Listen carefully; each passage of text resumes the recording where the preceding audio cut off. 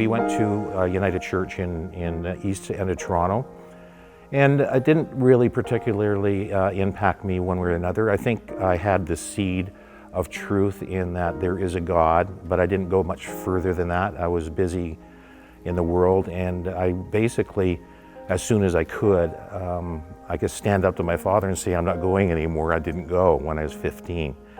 And so that was the beginning of my interaction with God. There was some, but it didn't really impact my behavior or my outlook of life.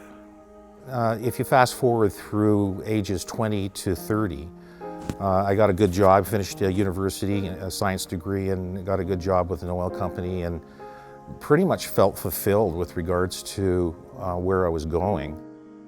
During that time, God put in my heart a desire to know more about Him. Not specifically in the context of any Christian even context. I used to, whatever I could get my hands on, it'd be watchtowers or whatever it was, then I would read that and be amazed at just the existence of God.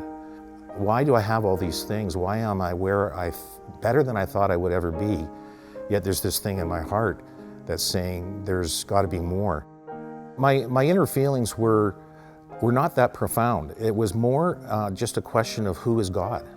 And if there is a God, then I knew intrinsically that I was accountable to Him. And I knew that I hadn't been in the past. So my feelings were some of, I'm missing something, who is He, and where is He? I didn't want to give up my old life. I was having a lot of fun. It's not, it wasn't anything too extreme, but there was a sacrifice that had to be made, and I knew there was a lifestyle change, so that was the part of me that was resisting, not wanting to change and not knowing where this is going. And I also had a preconception about religious people and how stiff and unyielding they were, and I didn't want to become one of them. The first night there was the altar call, and I resisted. To me, it's just mass conformity. I cannot see, but I was fighting it. It was just excuses. Inside, I was on the brink of making that move. And Billy Graham's message is so basic. It's so down to earth, and it's not complicated. And you can't deny the truth, and that's when I said, yeah. So we went down, and we got saved. I look at faith as intellectual assent to the truth, and that is that you've accepted the truth. But so have a lot of people.